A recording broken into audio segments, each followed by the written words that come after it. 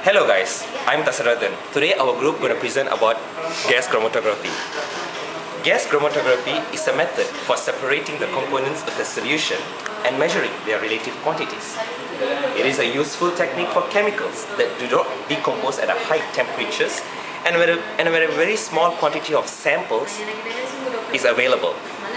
The use of gas chromatography is limited by the decomposition temperature of the components of the mixture in the composition of the column. Most columns cannot withstand temperatures greater than 250 degrees until 350 degrees. In gas chromatography, a sample is rapidly heated and vaporized at the injection port. The sample is transported through the column by a mobile phase consisting of an inert gas. Sample components are separated based on their boiling points and a relative affinity for the stationary phase, which is most often a viscous liquid wax within the column. The higher a component's affinity for the stationary phase, the slower it comes to the column. The components are then detected and represented as peaks on a chromatograph. This is the complete instrument with a control system on the right. This is the sample. The sample is injected here. Through the injection port, the sample is passed through the injection column and directed thoroughly to the temperature-controlled oven. The components of a mixture is carried through the column by a stream of inert helium gas. The more volatile the components in the mixture and the less interaction within the stationary phase, the faster the movement through the column.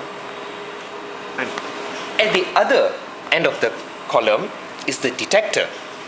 The detector detects the components in a mixture and also measures the amount of components in a mixture. This instrument has flame ionization detector. This detector has hydrogen gas burning in the air. Now, let me show you how to operate GC using samples.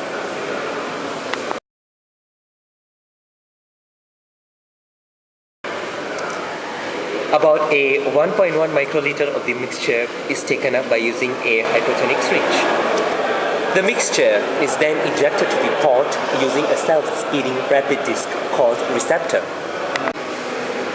The first peak is methanol, the more volatile component, and the retention time, which is the time taken for the component to pass through the column, is about 1 minute.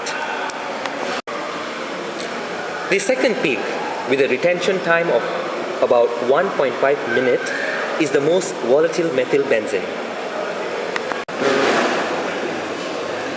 This peak has a large area, showing that it has more of it in the mixture.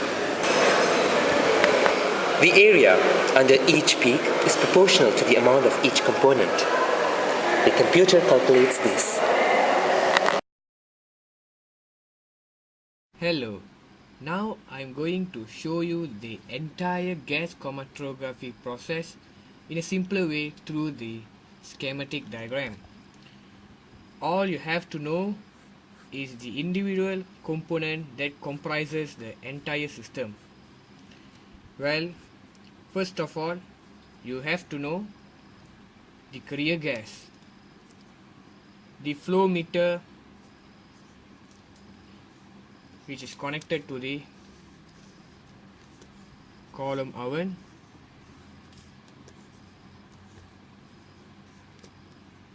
injection port,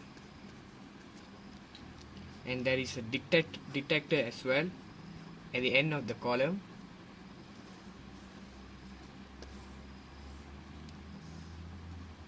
Connected to the last part of the GC system is the computer, and let me label it recorder or computer. This is the detector, and this is the column oven.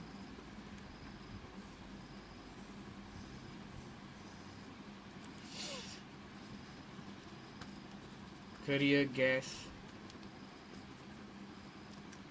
this is the flow controller and injector port. And the mechanism of the GC simply starts by the injection of the unknown sample into this injector port. And the samples travel through the injection column into the temperature controlled oven. At one end of the column oven is the detector, which functions to detect each component in the system and as well as to measure the components in the mixture. And this entire channeling is supported by the carrier gas, which is the inert helium gas. And the flow controller here functions as to regulate the flow rate into the injection column with fixed flow rate and temperature. And lastly, the readings are calculated and displayed on the computer screen in the form of graphs. The important element in the graphs is the area under the peak and the retention time, which varies according to the volatility and concentration of the components in the mixture.